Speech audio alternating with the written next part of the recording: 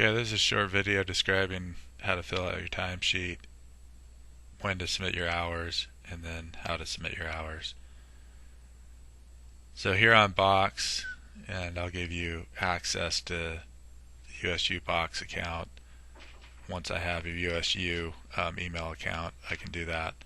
But if we go to All Files and then within the At All Time Recording folder, there's hourly reporting folder here. And so this lists all the technicians that submit their hours on timesheets. So we'll go into here. On Box, you can open up your timesheet right into Excel if you want. And so if you click on it, up here it gives you that option. The first time you do it, you'll probably have to install Box Editor on your local machine. But the idea is that once it's there, you can just click it open. Then you come in here and you'll put, let me just stop that. Okay, so you'll just put the index, and we'll talk about the exact indexes that you'll be using. But this will be an A number, an index for the project, and you'll just list out the project you're working on. And then this is for April, say in May or whatever month it is.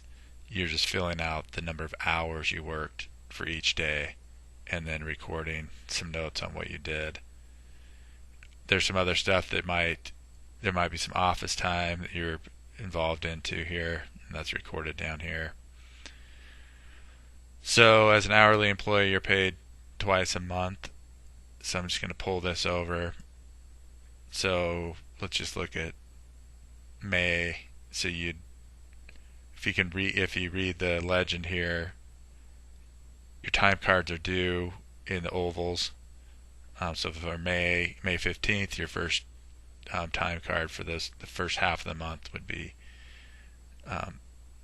you'd need to submit it. And so just make sure you're recording all your hours for that day, the 15th through the 15th on that time card. And then the case for, in this case, the 31st, when you're submitting on the 30th, make sure you're recording all the way up to hours you worked on the 31st. Just kind of, you have to kind of just make that determination. Like, okay, tomorrow I'm going to work 8 hours, and and do that. Okay, so that's the days that are due. And then as far as how the process of submitting your hours, so I'm just over another monitor, and I'll just bring up an example. So this is Shalise, for example, one of our employees. She basically she writes an email to Joyce, and Joyce and I, so the email goes to both of us and just says, hey, my time card is up on Box, it's ready. So Joyce has access to our Box account, and that's all she needs to know. So Joyce comes back and says, thank you. And I take a look at it and just say, I approve these hours.